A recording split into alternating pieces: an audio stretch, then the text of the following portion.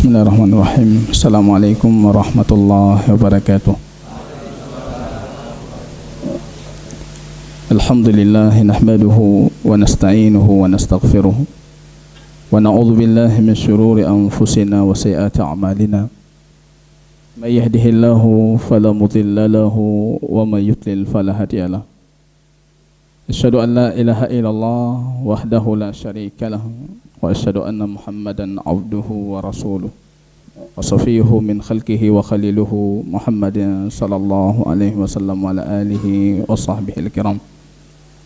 Yaqulu rabbuna jalla sya'nuhu fi muhkami tanzili ya ayyuhalladzina amanu ittaqullaha haqqa tuqatih wa la tamutunna illa wa antum muslimun. Kaum muslimin, kaum muslimat, jamaah salat zuhur yang diberkahi oleh Allah Subhanahu wa taala. Pujian dan syukur kita kembali kita hantarkan kehadirat Allah. Kemudian salawat dan salam kepada junjungan kita baginda Rasul sallallahu alaihi wasallam. Tanpa Rasulullah kita tidak tahu bagaimana seharusnya kita salat mengibadahi Allah. Tanpa Rasulullah kita tidak tahu seharusnya bagaimana kita berpuasa memperuntukkannya untuk Allah. Allahumma salli ala Muhammad wa ala ali Muhammad. Kemudian jamaah yang berbahagia, ucapan terima kasih dan pengantar dari saya untuk kepala ataupun pimpinan dan seluruh karyawan Bapeda Aceh yang sudah ikut hadir di siang yang berbahagia ini. Jamaah yang berbahagia, ada sedikit cuplikan kehidupan yang diabadikan dalam Al-Quran. Nabiullah Ibrahim alaihi salam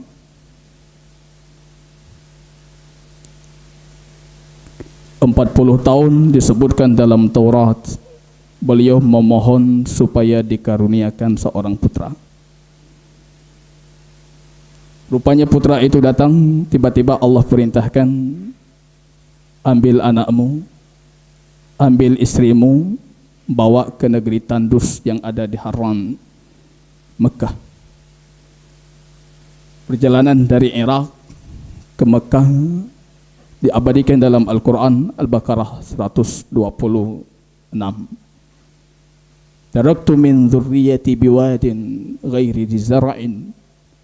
Aku tinggalkan ya Allah untukmu keluargaku di satu wadi lembah yang tidak ada tumbuhan, tidak ada air, tidak ada apa-apa. Beliau tinggalkan. Dalam hadis baginda Rasul menyebutkan, laman sarafa Ibrahim, ketika Ibrahim menjelang pergi meninggalkan Hajar dan putranya Ismail. Hajar mengatakan, alama taraktana, kenapa engkau tinggalkan kami? Tempat seperti ini engkau meninggalkan kami. Ibrahim diam. Berjalan sedikit, Hajar kembali bertanya, alama taraktana, kenapa engkau tinggalkan kami? Ibrahim diam. Allah amaraka bihadza. Apa itu perintah Allah? Ibrahim mengatakan, bala, itu perintah Allah. In kana Allah fala yudayyi'una. Kalau itu Allah, kata Hajar, kita tidak pernah disia-siakan.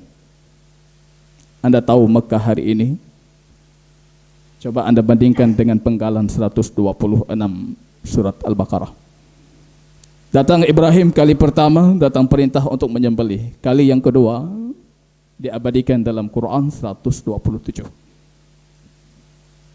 Ibrahim mengatakan, wahai Ismail, aku diperintahkan untuk kita membangun kembali pondasi tiang-tiang rumah Allah di sini. Baitullah, Ka'bah. Allah abadikan 127 Al-Baqarah. Wa idh yarfa'u Ibrahim wa Ismail qawa'idal bait Rabbana taqabbal minna. Angkat tangan tinggi-tinggi ke langit. Ibrahim dan Ismail, Allah katakan, meninggikan pondasi-pondasi tiang Baitullah, Ka'bah. Selesai mereka meninggikan pondasinya, mendirikan tiangnya, membangun bangunannya, mereka menghadap ke Safa. Naik ke bukit Safa, Ibrahim dengan Ismail melentangkan tangannya. Rabbana taqabbal minna. Ya Allah, terima amal ibadah kami.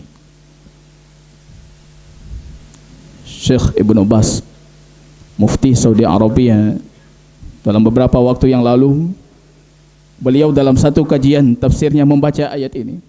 5 menit beliau baca, tiba-tiba beliau menangis, Pak. Beliau berhenti, terdiam, kemudian beliau menangis. Muridnya memperhatikan gelagat Syekh Ibnu Baz, kemudian beliau melanjutkan membaca, beliau menangis. Beliau melanjutkan membaca, menangis. Muridnya bertanya, ada apa gerangan dengan 127 Al-Baqarah? Ibnu Baz mengatakan, wa id yarfa'u Ibrahimul qawa'ida minal baiti wa Ismail Rabbana taqabbal minna innaka antas samiul alim. Amalun makhsusun bi amrin makhsusin min amirin makhsusin fi makanin makhsusin fi waktin makhsusin. Amalnya khusus, ibadah mendirikan Ka'bah khusus cuma untuk Ibrahim, tidak ada seorang pun yang melakukan setelahnya. Fi waktin makhsus, ibadah khusus di waktu yang khusus, disebutkan dalam riwayat itu di hari-hari tasyrik. Fi makanin makhsus, di tempat yang khusus, itu Masjidil Haram. Bi amrin makhsus, perintah khusus, yang memerintah khusus Allah, yang diperintah khusus Ibrahim dan Ismail. Tempat khusus, waktu khusus, amal khusus. Tapi Ismail dan Ibrahim masih mengangkat tangannya berdoa, ya Allah, terima. Ya Allah, terimalah. Ada apa dengan kita, Pak? Kijit nganggetanyo. Ibadah rame-rame, puasa rame-rame. Sebagian kita sudah jadi tradisi. Yang tersendiri, tersembunyi antara kita dengan Allah tidak pernah kita lakukan. Tiba-tiba kita yakin yang kita lakukan itu sudah diterima. Beliau menangis. Sepatutnya kita menangis. Ada yang hilang dari ibadah kita.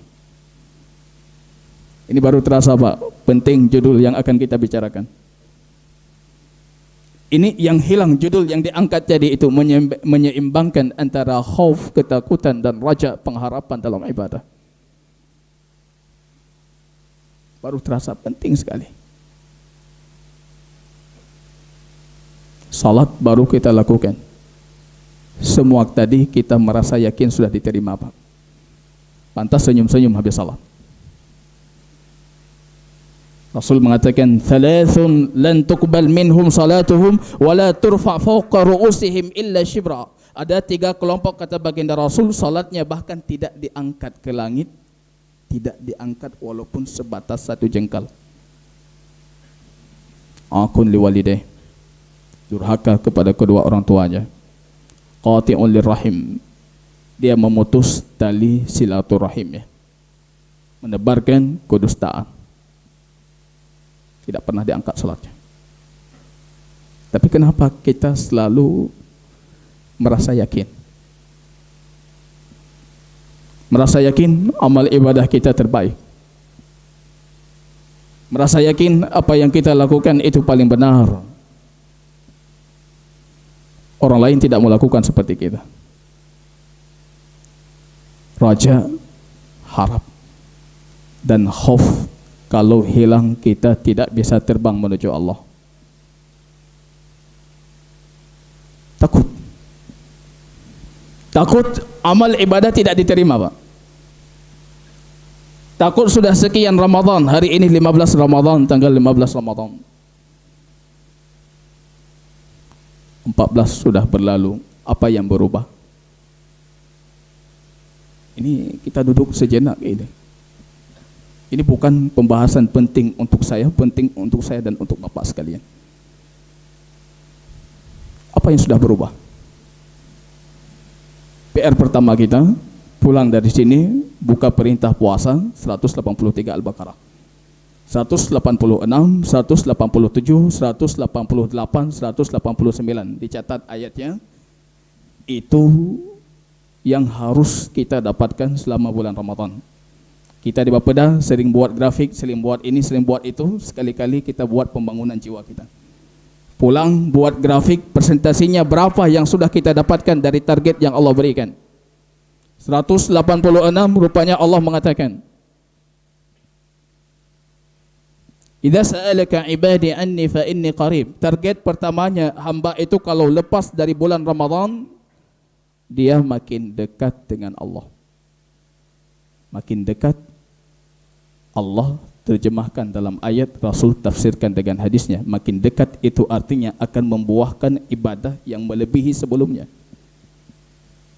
Menghasilkan ibadah yang melebihi sebelumnya, itu makin dekat dengan Allah. Kembali ke kita, Pak. Kemarin lebih baik dibandingkan hari ini. Besok harus lebih baik dibandingkan hari ini. Setelahnya harus lebih baik dibandingkan hari ini. Tapi kenapa masjid kita makin penghujung, makin kosong? Yang dulu panitia masjid harus menyediakan 2 tenda, tiba-tiba hari ini mereka tidak butuh tenda, Pak. Ini kondisi kita. Maaf cakap, saya mengatakan ibadah saya belum diterima. Kalau diterima akan menghasilkan ibadah yang lebih besar. Hilang takut. Yang muncul justru takut yang tidak kita harapkan. Lihat anak masih kecil di rumah takut. Ini masa depannya nggak jelas nih. Asuransi untuk anak pendidikan, asuransi kehidupan untuk anak, asuransi ini untuk anak, asuransi itu untuk anak. Bukan itu takut. Lihat anak satu perempuan, harta banyak, Pak. Anak kita cuma satu perempuan. Kita panggil notaris, kita panggil orang hukum, kemudian kita diskusikan. Semua harta saya atas nama si perempuan. Anda menghalangi ahli waris dari harta warisan yang akan mereka dapatkan. Rasul mengatakan, hadis Imam Tirmidzi, an-naru aula bihi, neraka lebih layak untuknya. Bukan takut ini. Bukan takut itu. Takut yang kita maksud, takut ketika kita terbang menuju Allah, sayap kanan kita itu ketakutan, sayap kiri kita itu pengharapan. Berlebihan ketika mengharapkan, tidak diiringi dengan ketaatan. Datang cambukan yang bernama takut, dicambuk. Kembali lagi kepada Allah. Takut yang makin meningkat ketakutan tanpa pengharapan. Datang keputusasaan, harap kembali mencambuk. Kembali lagi kepada Allah. Takut dan harap harus kita seimbangkan. Kita mau menuju Allah. Saya menukilkan pernyataan Imam Al-Ghazali. Ini sebuah pernyataan menarik dalam kitab Ihya Ulumuddin. Beliau mengatakan, kalau kalian tahu dunia itu bagaikan mazra'ah, ladang untuk akhirat, maka hati kita itu adalah turabuha, tanahnya, tempat kita bercocok tanam.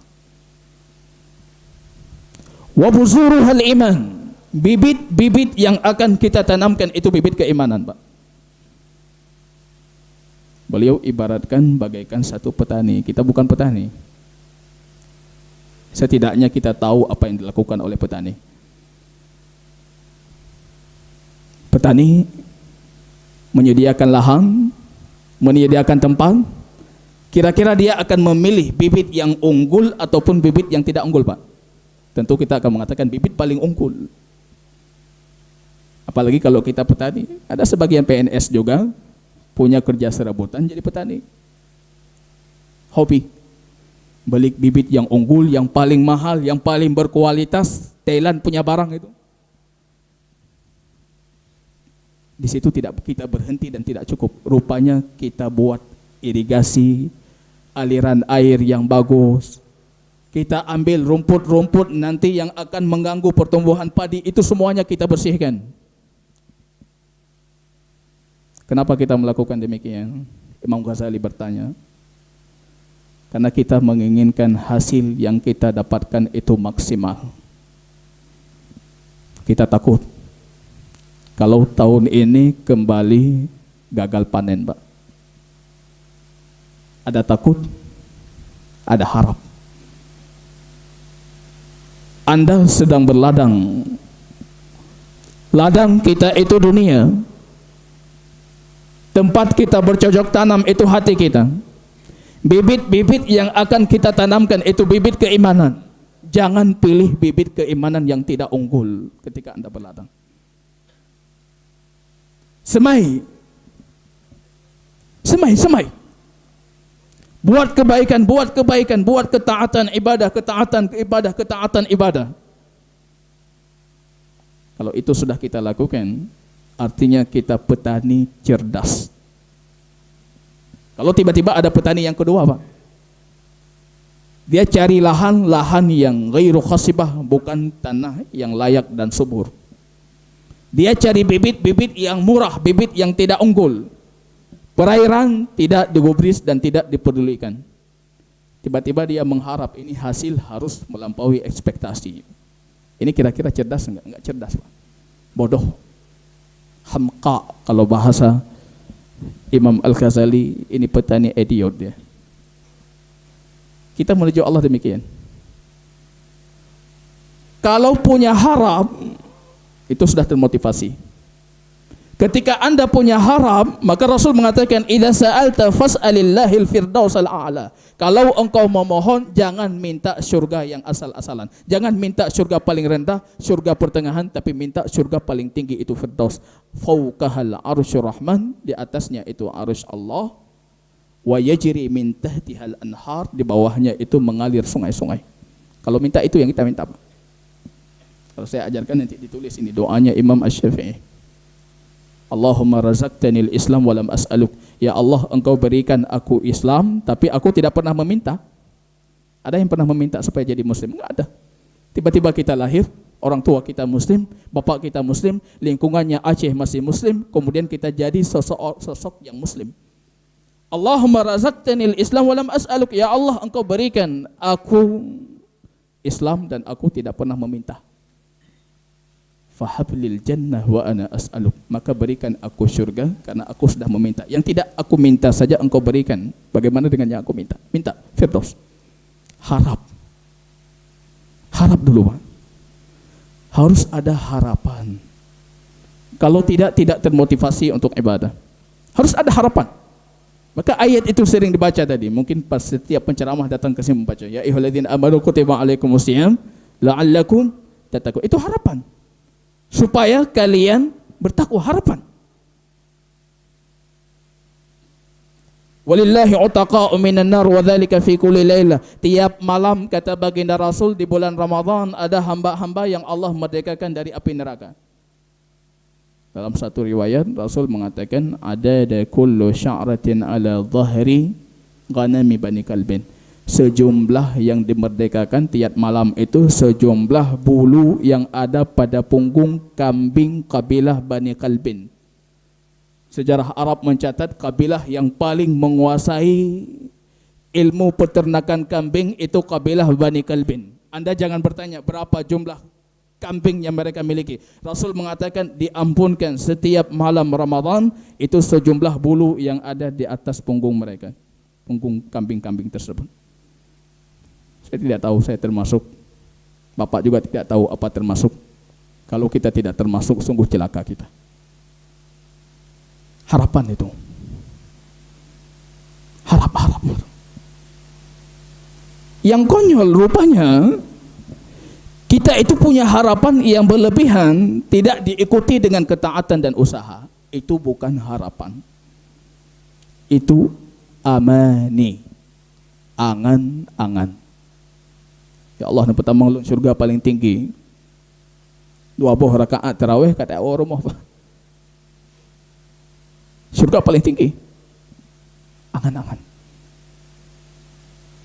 Laisal iman bitamanni. Rasul mengatakan, sepertinya ini satu kaidah.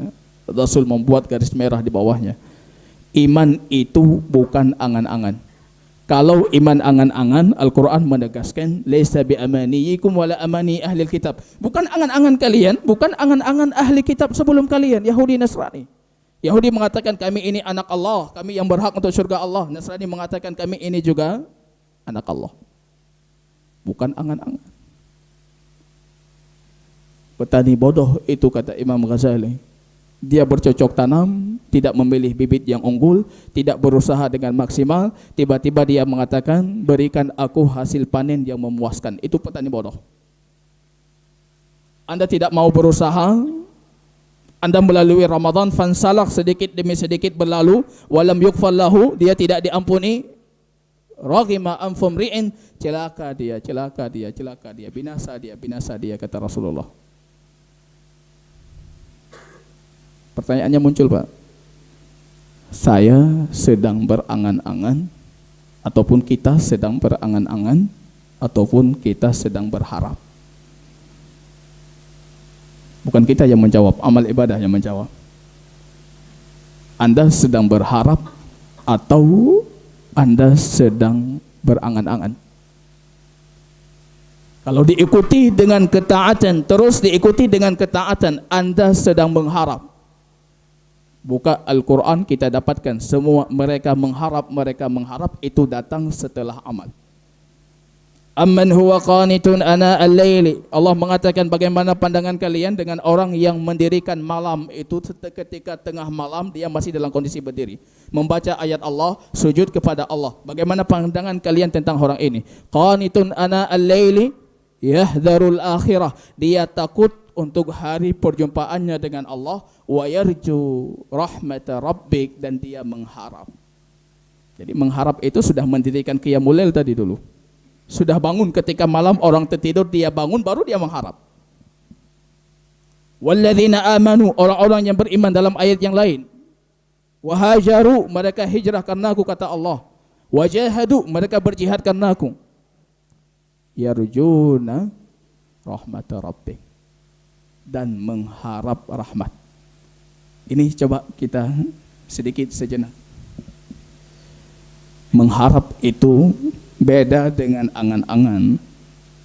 Kalau yang kita harap itu rahmat Allah, itu mengharap. Tapi kalau yang kita harap itu tindakan kita manusia, ketaatan yang kita harap itu angan-angan. Itu bedanya, Pak. Beramal kita sempurnakan dan kita mengharap, ya Allah, terima. Ya Allah, selamatkan aku ketika aku berjumpa dengan dirimu. Itu mengharap. Tapi kalau kita berpikir, ini insya Allah Ramadan ini salat tarawih saya tambah jumlahnya, qiyamul lail saya tambah, Quran saya tambah, itu bukan berharap, tapi itu Anda sedang berangan-angan.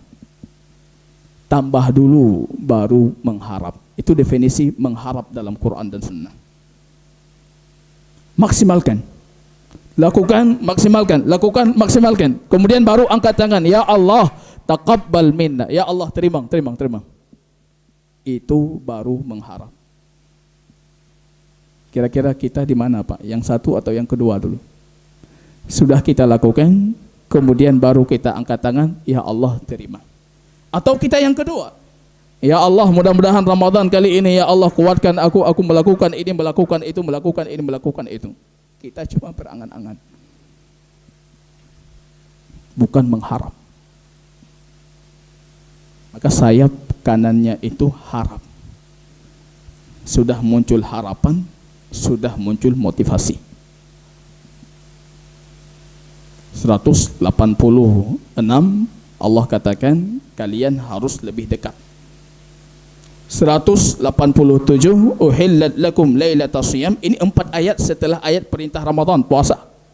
Perintah puasa dalam Al-Quran cuma 1 kali Allah sebutkan. 4 ayat selanjutnya, 2 ayat selanjutnya tentang hukum puasa, 4 ayat selanjutnya itu target puasa.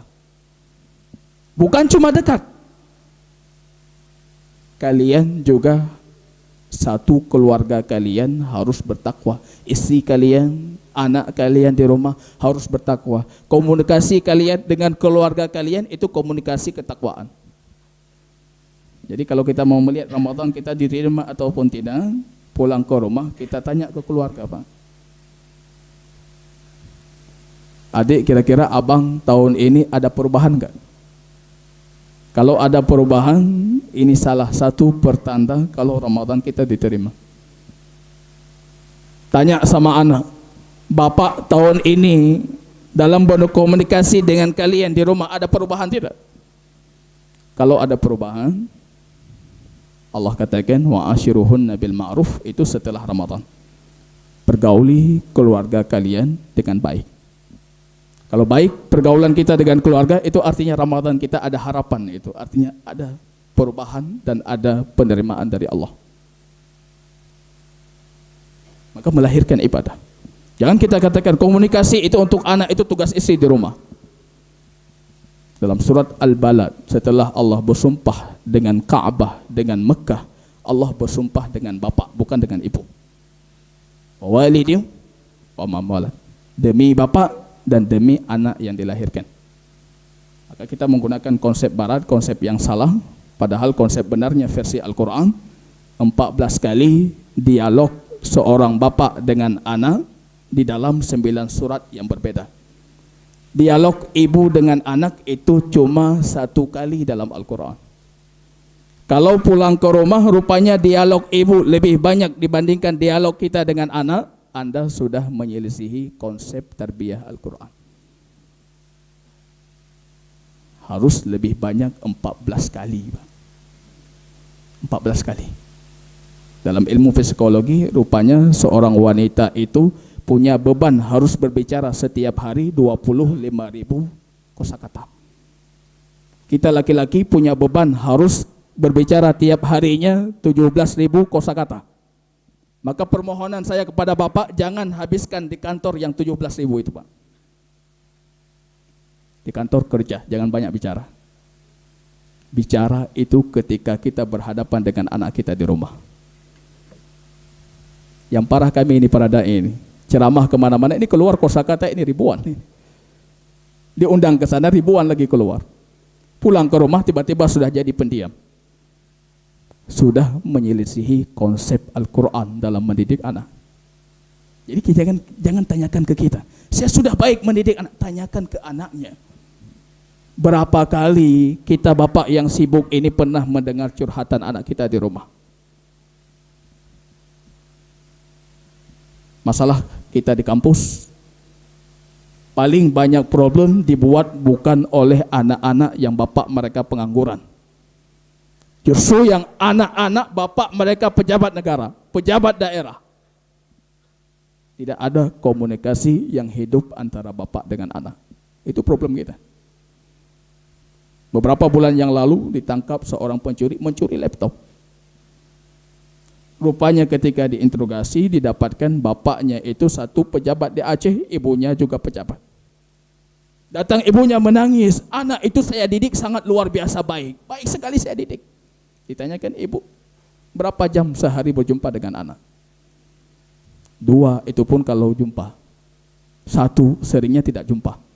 Jadi kapan kita mendidik dengan baik? Beliau mengatakan saya memberikan itu uang saku sampai 6 juta per bulan itu Ustaz. 6 juta. Tapi kenapa dia mencuri laptop? Kenapa dia melakukan ini? Kenapa dia melakukan itu? Ramadan kita belum berefek. 167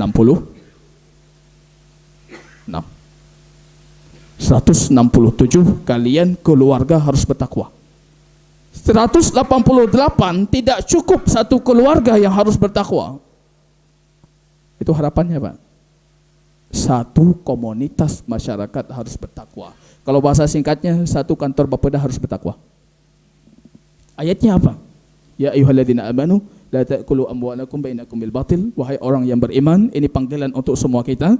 Jangan makan harta selain kalian secara batil. Jangan. Korupsi jangan. Kasihan anak bapak. Kasihan anak saya di rumah. Gratifikasi jangan. Rasul naik mimbar sekali, marah sekali. Tiba-tiba beliau mengutus seorang laki-laki untuk mengambil zakat. Digaji negara untuk mengambil zakat. Tiba-tiba sampai ke tempat pungutan zakat, yang memberikan zakat mengatakan ini kambing zakat berikan untuk Rasulullah, ini kambing hadiah untuk dirimu, ambil ini kambing. Ini sebelum lahir KPK, kita sudah punya konsep ini dalam hadis Rasul. Ini kambing, ambil nih. Pulang ke Madinah, Rasulullah, ini kambing-kambing zakat dari kaum fulan. Yang ini punya siapa? Yang ini hadiah untuk saya Rasulullah. Rasul mengatakan tunggu. Beliau naik mimbar, ceramah marah-marah, wajahnya merah melotot matanya. Rasul mengatakan, afala yajlisu ahadukum fi baiti abi. Kenapa enggak duduk di rumah bapakmu, di rumah ibumu itu? Dapat enggak kambing hadiah? Kalau bapak bukan pejabat di Bapeda, dapat tidak hadiah itu? Itu konsepnya. Enggak perlu buka itu undang-undang KPK. Itu konsepnya. Kalau hadiah berkaitan dengan tugas dan jabatan, gratifikasi versi hadis Rasulullah, Rasul marah. Ini 188 tadi. Jangan makan harta sama kalian secara batil. Beberapa dinas saya ceramah, banyak dinas yang marah-marah, Pak. Betul, banyak yang marah-marah. Termasuk dulu di Angkatan Udara, itu komandannya datang, Ustadz, jangan angkat itu Ustadz. Saya yang paling susah ini. Beliau komandan. Pernah diundang dinas ini, inspektorat, menangis orangnya. Saya tobat, Ustaz. Saya tobat. Yang lain marah-marah. Silahkan Anda marah, tidak ada masalah. Saya mengatakan ini target 188. Jangan makan harta selain kalian secara batil. Jangan. Istri Anda di rumah harus mengatakan ketika Anda keluar, kami tahan dengan perut yang lapar, lambung yang lapar, tapi kami tidak tahan kalau Anda membawa bara api dari neraka jahanam. Rupanya itu tidak cukup dengan Ramadan. 189, Allah kembali mengatakan, bukan cuma masyarakat harus beriman, masyarakat harus bertakwa. Alam semesta secara universalnya harus beriman, bertakwa. Semua harus bertakwa. Kalian berhadapan dengan orang kafir dalam kondisi bertakwa, berjihad dalam kondisi bertakwa. Bukan cuma lagi individu. Yang kita masalahnya individu saja belum kelar ini, belum selesai. Individu saja masih ada penyakit-penyakit hati. Sakit hati kita, jiwa kita sakit, tapi kita tidak pernah sadar. Siapa lagi yang harus saya nasihati seperti ini kalau bukan bapak-bapak ini yang punya kewenangan? Petani tidak cocok angkat pembahasan seperti ini, Pak. Kalau Anda baik, Aceh akan baik. Kalau orang seperti Anda semuanya baik, Aceh akan baik. Harap tadi, kita punya harap, maka pulang dari sini buat itu grafiknya. Berapa persen dari individu yang dah dekat dengan Allah itu sudah berapa persen kita dapatkan? Keluarga makin dekat dengan Allah, berapa persen kita dapatkan? Masyarakat kita makin dekat dengan Allah, berapa persen kita dapatkan? Jangan kita fokusnya, alhamdulillah fokus kita pembangunan Aceh, tapi kita lupa membangun jiwa kita sendiri.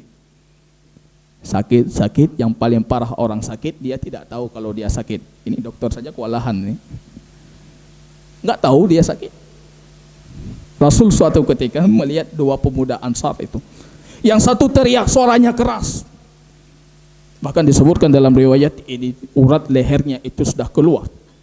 Matanya itu seolah-olah sudah keluar karena terbeletaknya. Rasul mengatakan, aku tahu kalimat kalau dua orang ini ucapkan hilang amarahnya. Datang sahabat mengabarkan yang marah ini. Rasul mengatakan, kalau kalian ucapkan a'udzubillahi minasyaitonirrajim, itu sudah hilang amarahmu. Rupanya orang yang sedang marah ini makin marah. Aturani majnunan, apa engkau menilai aku ini sudah kerasukan syaitan, harus minta perlindungan syaitan? Ini orang sakit tidak tahu dia sakit. Ini sulit. Harus tahu dulu, deteksi dulu jiwa kita ini sudah sakit. Banyak penyakit. Maka hilang keberkahan dalam hidup. Hilang ketenangan dalam hidup. Pulang ke rumah sepatutnya itu tempat kita mendapatkan sakinah, ketenangan, tapi justru itu tempat awal dari perseteruan yang panjang. Nyoh hana bereh, je hana bereh, nyoh hana bereh, je hana bereh. Masalahnya di mana? Rupanya ketika kita di kantor, kita belum memaksimalkan ketakwaan kepada Allah. Ini lihat tadi, itu harapannya. Harapan ini ketika Anda letakkan di depan kedua bola mata Anda, kemudian Anda berusaha dengan maksimalnya, ketaatan dan ibadah maksimalnya, itu baru menjadi harapan. Kalau tidak, itu cuma sebatas amani. Itu angan-angan. Ada orang yang angan-angannya berlebihan, harapannya berlebihan. Maka harus ada cambuk yang kedua, itu namanya khauf. Jadi kalau sudah ini ditakutkan, takut. Baca tentang azab, baca tentang neraka, baca kisah-kisah hidup mereka itu yang pernah menyesali. Baca, supaya ada cambukan yang terus mencambuk Anda menuju Allah. Kalau tidak, kita tidak akan mungkin bisa menuju Allah. Bukan takut yang tidak bermanfaat, bahkan merugikan agama kita. Ya dah nampu cak. Tak bayang urang kaya. Tidak bermanfaat. Tapi takut yang mencambuk saya, mencambuk Anda, kita makin membuat pendekatan dengan Allah. Ramadan, kebanyakan kita lebih besar mengharap dibandingkan takut. Ini Ramadan kadang-kala menipu kita. Dengan banyak ibadah di Ramadan, gampang kita beribadah, kantor pun membuat dispensasi untuk ibadah, macam-macam ibadah bisa kita lakukan. Di hari lain tidak ada seperti ini, Ramadan kali ini ada seperti ini. Digampangkan. Melahirkan rasa harap yang berlebihan. Masya Allah, taat luar biasa, getat amailun, getat macam-macam, hilang dan pupus rasa takut. Maka Ramadan wasiat saya, takut itu kita semai, takut itu kita tingkatkan, harap dikecilkan sedikit. Harap dikecilkan, kerdilkan harapnya, yang harus kita besarkan takut. Baru kita salat, ya Allah, Engkau terima salat kami ataupun tidak.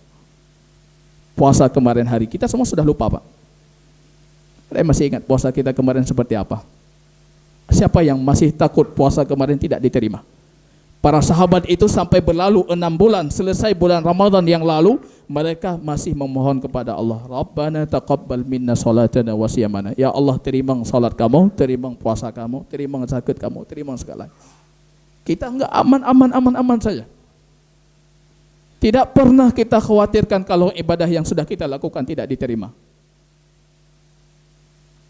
Kami para ustadz, para da'i, ini lebih lagi. Harus munculkan Bang, supaya kita memperbaiki.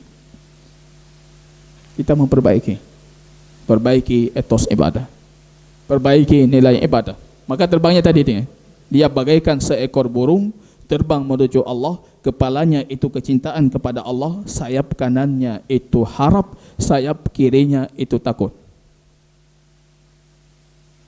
Ketika kita sakit, harap kita tinggikan. Kenapa? Ketika kita sehat, takut kita tinggikan. Ketika datang musim rahmat, bulan-bulan rahmat, dalam hadis Tabrani disebutkan itu faihatu rabbik. Ini hembusan angin-angin kebaikan yang Allah hembuskan, dan tidak selamanya Allah hembuskan.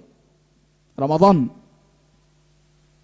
Allah ubah semua bentuk ayat-ayat kauniyah, Allah ubah. Syaitan dibelenggu, pintu syurga dibuka, neraka ditutup, itu semua ayat kauniyah. Allah secara tidak langsung ingin mengatakan kepada kita, kenapa Anda tidak berubah dulu? Semuanya sudah aku ubah, tapi kenapa Anda tidak berubah? Ini jamaah, para ibu, para bapak yang berbahagia.